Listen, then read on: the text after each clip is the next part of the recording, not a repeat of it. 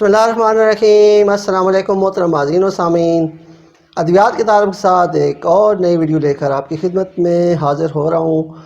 آپ کو یہ یاد دلاتا چلوں کہ اس وقت ہم دو جو ہے نا سلسلے چلا رہے ہیں۔ ایک تو ہے صحت کی بات، جس میں طبی نسخے یعنی حکمت کی باتیں اور وہ نسخے پیش کر رہا ہوں، اور دوسرا ہے جی ادویات کا تعارف، جس میں ہومیوپیتھی سے جو میڈیسن ہے، مختلف کمبینیشن، سیرپ، کیپسول جو بھی آتے ہیں، ٹیبلٹ آتی ہیں، ان کا تعارف پیش کر رہا ہوں۔ تو آج کی جو میڈیسن ہے وہ بھی بہت اہم ہے۔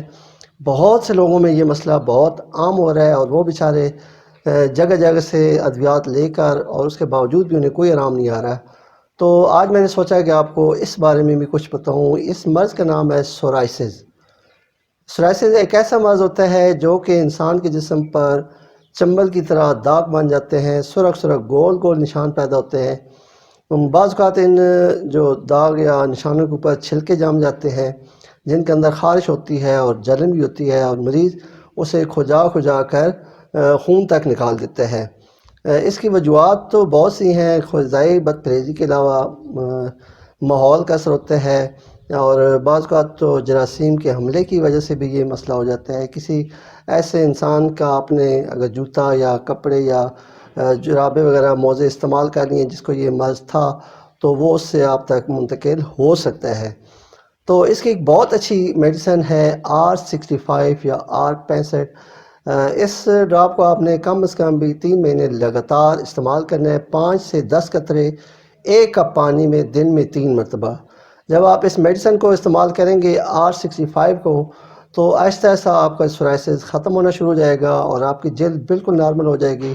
اور بعض اوقات تو یہ اتنی گندی جگہ پر، مثلا ہاتھوں کے اوپر، کانوں کے پیچھے، چہرے کے اوپر آ جاتی ہے کہ بندہ بہت زیادہ بدگمار لگتا ہے۔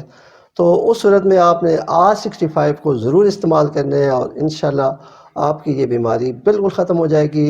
لیکن اس کے ساتھ کچھ احتیاطیں بھی آپ نے کرنی ہیں۔ ان میں ہے جی سب سے پہلے تو موٹا گوشت استعمال نہیں کرنا ہے، فارمی مرغ بالکل استعمال نہیں کرنا ہے، اور ہر قسم کی مرچ مسالہ، چاول، آلو اور چائے جو ہے یہ بہت کم استعمال کرنی ہے۔ ان چیزوں سے آپ نے سختی سے پرہیز کرنا ہے، تو اور پانی کا استعمال بہت زیادہ کرنا ہے۔ تو آپ جب یہ تمام احتیاطیں کریں گے اور ساتھ یہ میڈیسن استعمال کریں گے، تو آپ کی یہ سورائسس والا جو بیماری ہے یہ بالکل ٹھیک ہو جائے گی۔ اور سورائسس کے بارے میں ایک اور بتاتا چلوں کہ یہ بعض اوقات سر میں بھی ہوتی ہے، سر میں خشکی اور کھرون وغیرہ پیدا ہوتے ہیں، اور خشکی بہت زیادہ ہوتی ہے۔ تو یہ R65 اس چیز کے لیے بھی بہت مفید ہے۔